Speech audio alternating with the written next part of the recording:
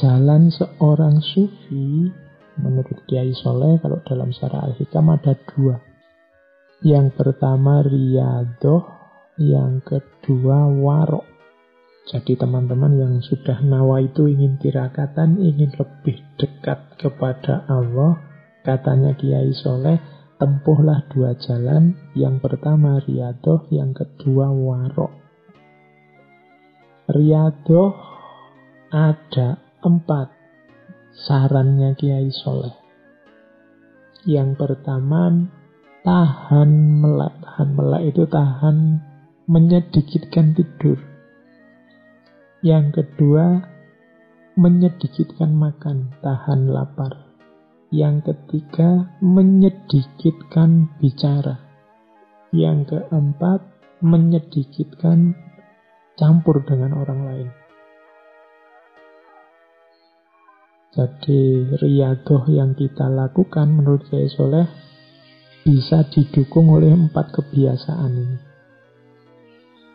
Sedikit tidur sehingga lebih banyak waktu terjaga. Ya tentunya waktu kita tidak tidur kita gunakan untuk zikir, munajat, dekat dengan Allah. Anugerah dari Allah kalau kita kuat tidur sedikit. Banyak orang sekarang yang susah tidur ya. Anggap saja itu anugerah dari Allah untuk memperbanyak zikir, munajat, wirid, mendekat kepada Allah. Karena di antara jalan riyadhah ini, kalau terlalu banyak tidur, ya porsi untuk asyik berdua dengan Allah jadinya juga berkurang. Karena waktu kita kan sudah terpotong banyak untuk makan, untuk bekerja, untuk macam-macam. Kalau tidurnya juga terlalu banyak, ya waktunya terpotong banyak. Yang kedua, menyedikitkan makan, tahan lapar, banyak puasa. Banyak puasa punya manfaat, daya tahan spiritual kita kuat. Karena puasa itu melatih menahan diri. Orang yang gemar puasa itu biasanya mudah menahan nafsunya. Dan ini memudahkan jalan dalam riyadhah. Ditahan melek, tahan lapar. Yang ketiga, tidak banyak ngomong, mengurangi pembicaraan. Kalau hari ini mungkin ditambah mengurangi ngobrol lewat WA, lewat Facebook, lewat medsos. Jadi menghindari yang tidak penting, yang tidak perlu. Semakin banyak ngomong, semakin banyak salah. Terlalu banyak posting, pada saatnya ada 1-2 yang keliru. Kadang-kadang kan kita saking semangatin nulis WA-an, Facebookan, posting, kadang-kadang ada yang typo, kadang-kadang ada yang salah ruang, kadang-kadang itu karena kita terlalu banyak tahan bisu, menghindari pembicaraan yang tidak penting.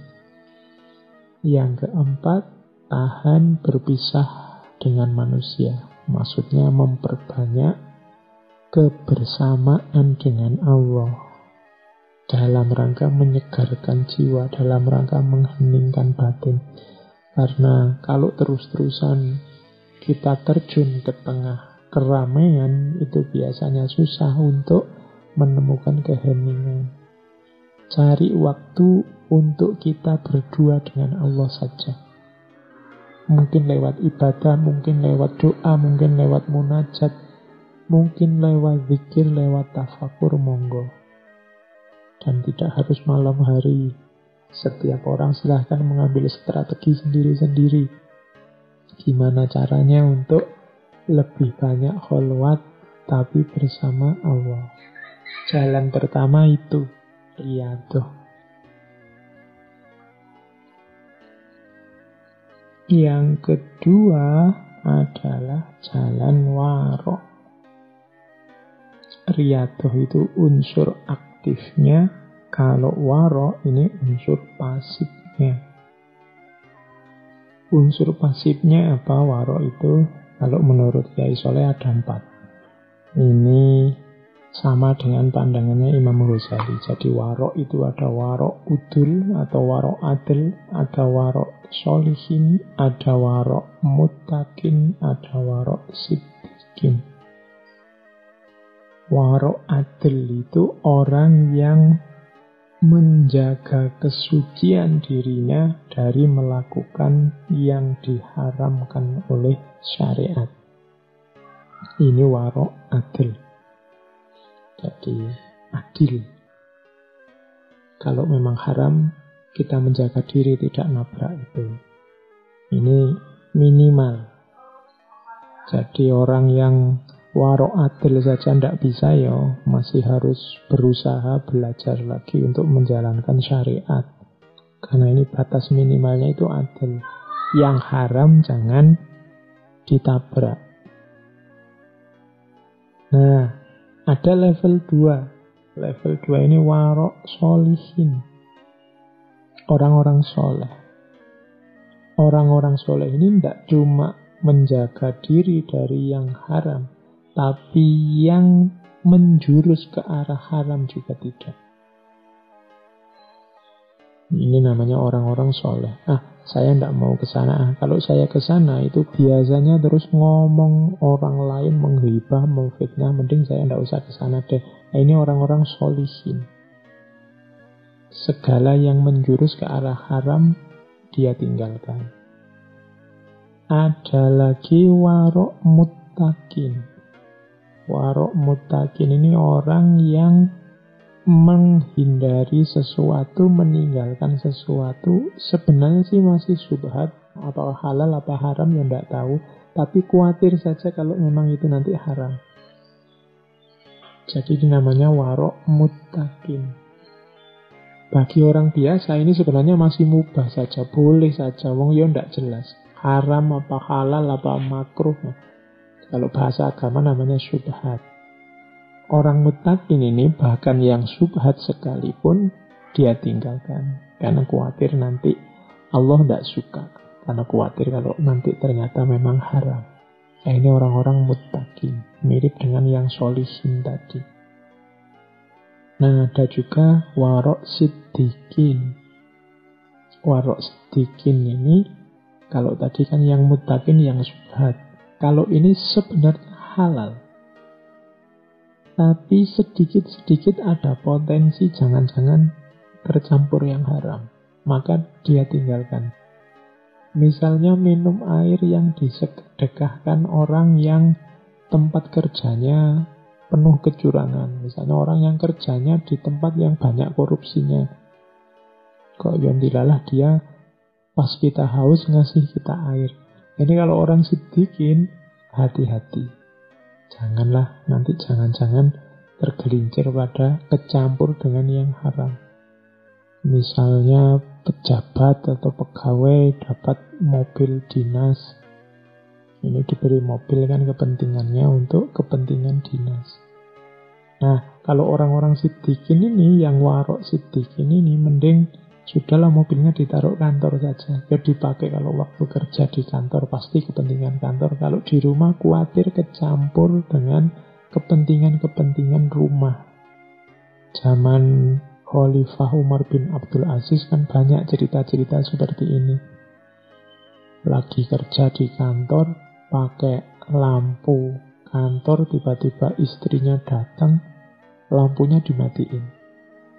Karena khawatir wong ini lampu dibayar oleh pajaknya negara untuk kepentingan negara. Kalau istri saya datang pasti kepentingan keluarga, kepentingan pribadi. Maka lampunya dimatikan.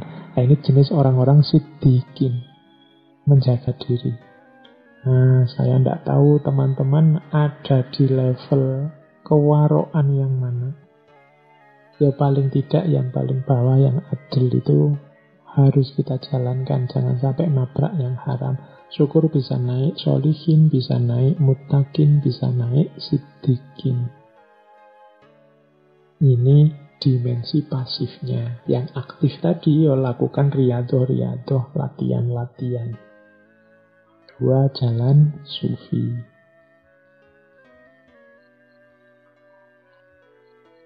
Nah, tambahkan dalam jalan sufi kita aspek ikhlas. Kalau ini di hampir semua sufi jadi keyword, jadi kunci.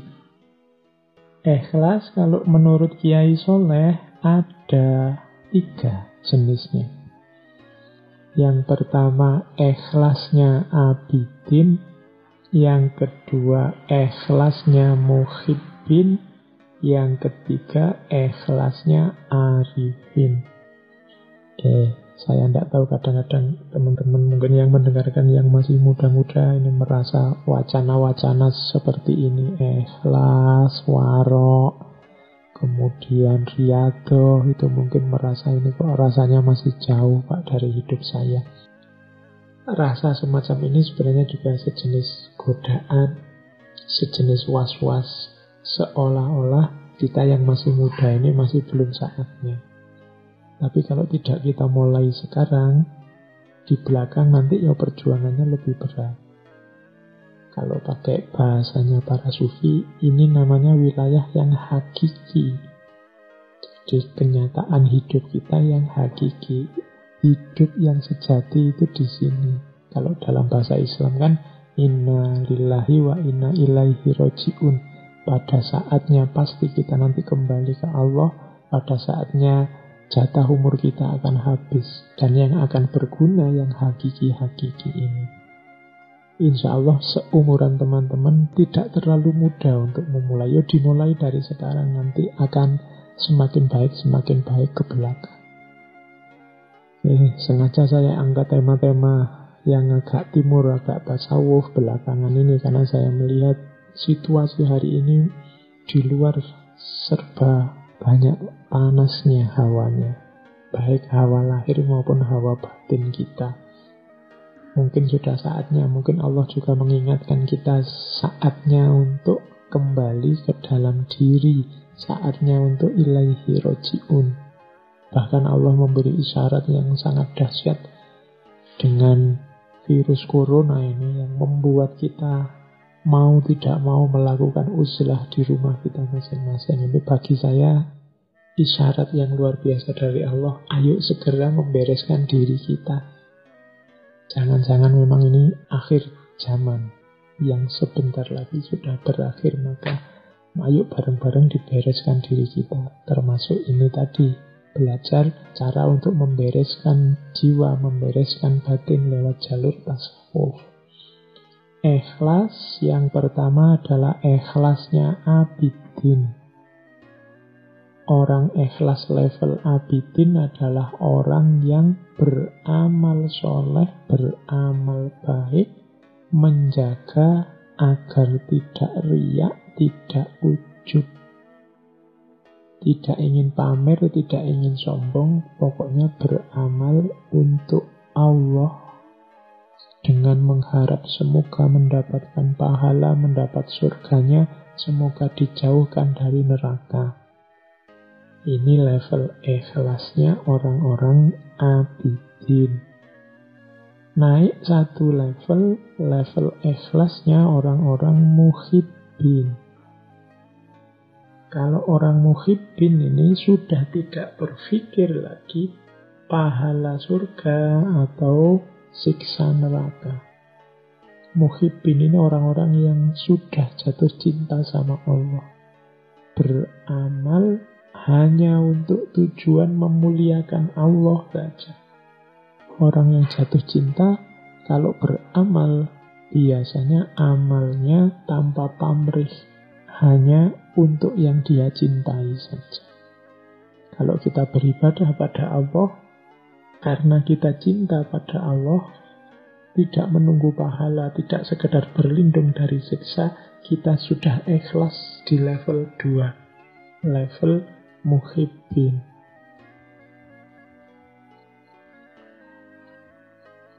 Ada ikhlas di level paling tinggi. Kalau ikhlas di level paling tinggi ini, ikhlasnya orang-orang arifin.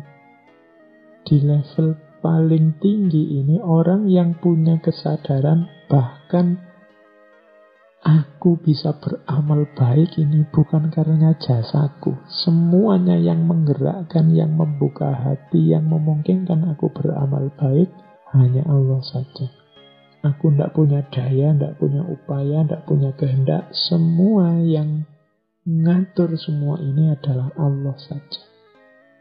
Jadi ikhlasnya orang arifin. Kalau yang muhibbin tadi, masih ada rasa aku mempersembahkan semuanya untuk Allah. Ini kan masih ada akunya yang berusaha. Tapi level arifin, bahkan yang aku lakukan ini hakikatnya pemberian Allah juga. Jadi aku tidak punya jasa sama sekali apapun. Ini level orang arifin. Punya kesadaran bahwa yang membuat aku bergerak dan membuat aku diam itu ya Allah. Tidak sekedar mempersembahkan perbuatan untuk Allah. Seperti di orang-orang muhibbin atau mengharapkan pahala dan menjauh dari neraka. Seperti di orang-orang abidin. Maka orang-orang arifin ini di antara cirinya selalu bersyukur. Alhamdulillah Allah menakdirku jadi orang yang taat, jadi orang yang patuh, jadi orang yang mau beramal soleh. Nah, itu cirinya orang arifin. Jadi ikhlas ternyata ada 3. Maka teman-teman tidak usah khawatir, Pak, kok saya masih incerannya surga ya Pak, masih tidak ingin masuk neraka ya Pak. Tidak apa-apa, itu pun sudah ikhlas. Meskipun ikhlas level abidin. Kalau di bawah ini, kalau di luar abidin apa Pak? Ya tadi, kalau di luar abidin, di bawah abidin berarti beramal hanya untuk pamer, beramal hanya untuk ujub disombongkan, atau beramal karena duniawi, tidak karena Allah. Demi kemasyhuran, demi kekayaan, demi dipuji orang, itu berarti bawahnya abidin. Kalau abidin ya karena Allah, lillahi ta'ala, cuma sambil mengharapkan pahala dan ingin dilindungi dari siksa. Kalau muhibbin, tidak ada pamrih apa-apa, hanya untuk Allah saja amalnya. Kalau arifin, bahkan amal yang aku lakukan bukan dari aku, semuanya anugerah dari Allah. Ini namanya ikhlas. Jadi menempuh jalan sufi lewat riyadhah, kemudian menjaga diri lewat warok, dan semua itu dihiasi dengan ikhlas.